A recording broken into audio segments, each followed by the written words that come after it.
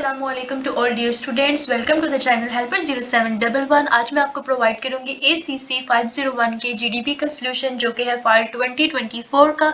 बहुत ही इजी है, लेकिन आप थोड़ा बहुत समझ लें ताकि आपके लिए आगे भी मिड टर्म के लिहाज से ये बहुत ज़्यादा हेल्पफुल साबित रहे। ठीक है, यहाँ पर पहले आप क्वेश्चन देख लें कि क्वेश्चन जो है वो भी बहुत ही ज़्यादा ईजी तरीके से हमें विद एग्जाम्पल बताया गया है। ठीक है, पहले एक क्वेश्चन है कि एक minute,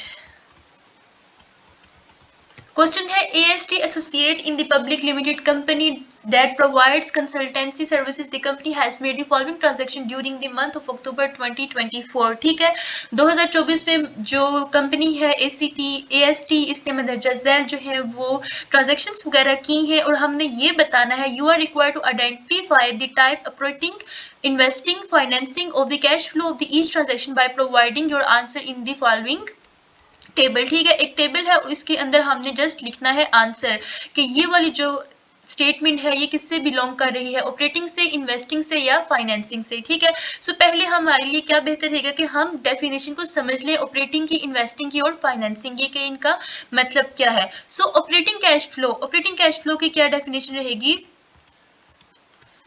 These involves the core activities of the business such as receiving payments for services or making payments for operational expenses like rent। ठीक है, ये किसी भी कंपनी की कोर एक्टिविटीज को सर अंजाम देती हैं, सच एज पेमेंट को रिसीव करना या जो है वो ऑपरेशनल एक्सपेंसेस लाइक रेंट वगैरह के लिए पेमेंट्स को बनाना। तो ये कौन सी कैटेगरी में आएगा? ऑपरेशनल कैश फ्लो में। इसके बाद नेक्स्ट है investing cash flow. Investing cash flow में क्या होता है? These are related to the acquisition और disposal of the long term assets such as purchasing computer system. ये रिलेटेड होती है एक्विजिशन मतलब के हसूल के लिए, किसी भी चीज को हासिल करने के लिए या किसी भी चीज को देने के लिए लॉन्ग टर्म असिस्ट मतलब के बड़े सरमाए के लिए, such as purchasing computer system. जब हम कंप्यूटर को परचेज करते हैं तो हमारे लिए ये लॉन्ग टर्म फायदेमंद होता है। तो ये किस कैटेगरी में आता है? इन्वेस्टिंग कैश फ्लो में। उसके बाद नेक्स्ट है फाइनेंसिंग कैश फ्लो। इसमें क्या है?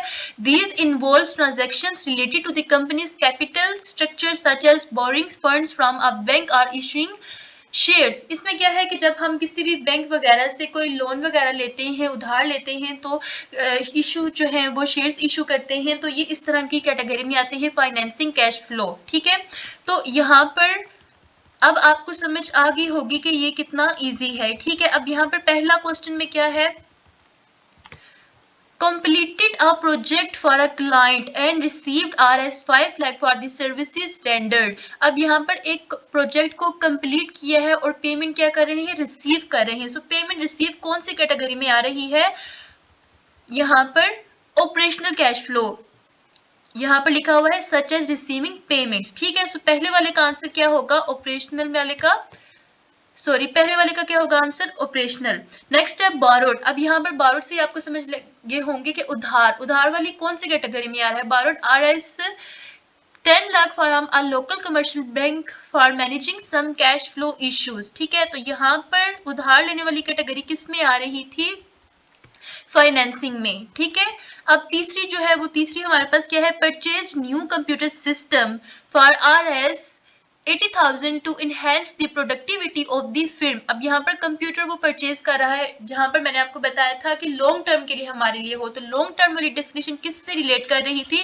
लॉन्ग टर्म वाली डेफिनेशन होगी इन्वेस्टिंग कैश फ्लो में। ठीक है, होप सो आपको समझ आ गई होगी। अब ये तीसरे वाला है made a payment for Rs 2 lakh as monthly rent for the office space, ये भी ऑपरेशनल होगा। ठीक है, अब आपको समझ आ गई होगी। इन तीनों डेफिनेशंस को अभी से नोट कर लें ताकि आप मिड टर्म के लिहाज से भी इसको प्रिपेयर कर सकें। ठीक है, अब यहाँ पर मैंने आपको आंसर भी लिख के दे दिए हैं। पहले वाले का आंसर है ऑपरेटिंग, दूसरे वाले का आंसर है फाइनेंसिंग, तीसरे वाले का आंसर है इन्वेस्टिंग और चौथे वाले का अगेन ऑपरेटिंग। ठीक है, जस्ट आपने आंसर लिखने हैं, कोई लंबी चौड़ी डिटेल नहीं देखनी है। ठीक है, so thank you so much for watching this video. Must subscribe for your semester activities. Allah Hafiz, stay tuned.